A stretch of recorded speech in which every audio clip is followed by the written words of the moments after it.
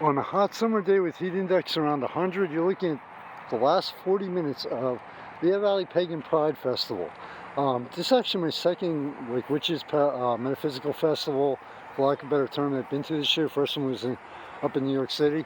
And I can honestly say this one really surprised me, and I did a walkthrough when I got here about 2 hours ago, and I just looked around, I'm like, okay, I am seriously 100% impressed.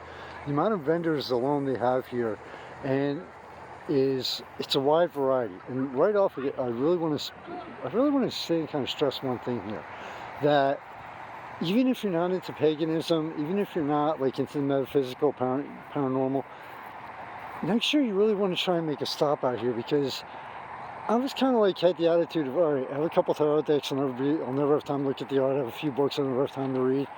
But even here, even though I didn't plan on dropping some cash, and on the personal side, I balance my belief in base paganism with logic and science.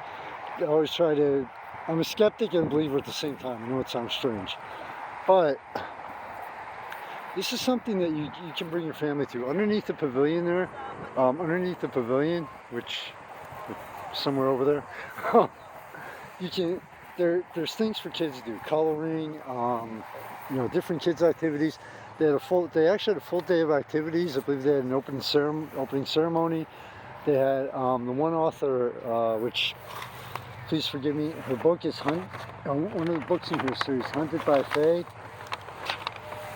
Molly J. Stanton, very cool. Her and her husband, very cool people. Talked with them probably about 20 minutes to a half hour. She was doing book signs. She had talked about the creatures of myth, the Fae, which are missed because I was doing my walk around, figuring out where I want to spend some cash. But there's a wide variety of things, not just okay for people who believe in or follow paganism or any form of belief system, but just for people in general. I mean, they had incense. A lot of people use that for air freshener, jewelry, whether you believe it or not. Some really cool, there's some stands with really very cool jewelry.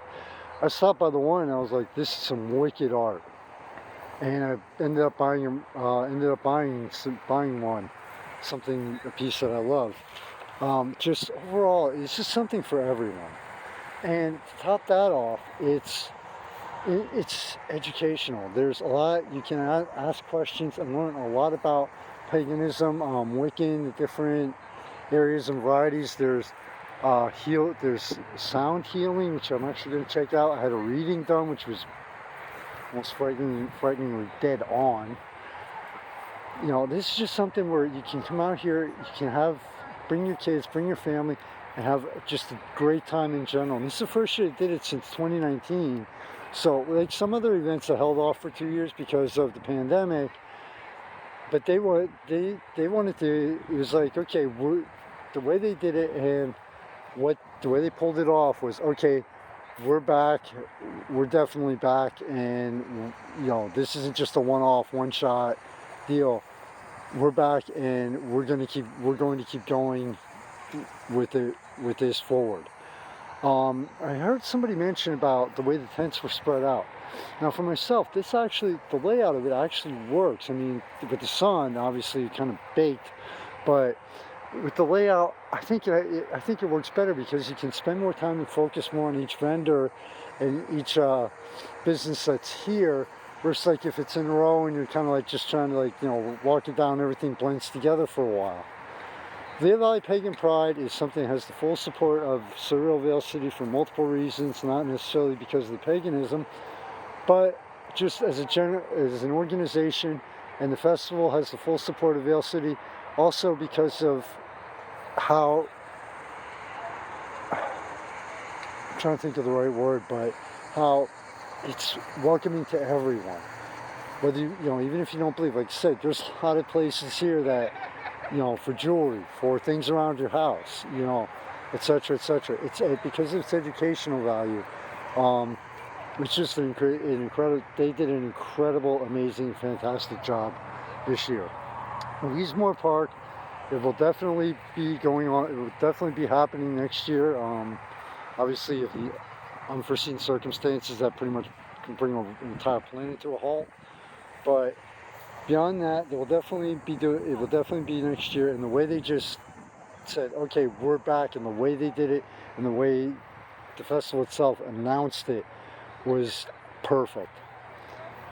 Check him out. Check out Lehigh Valley Pagan Pride on Facebook, the group and organization, and I think they do things throughout the year. I apologize.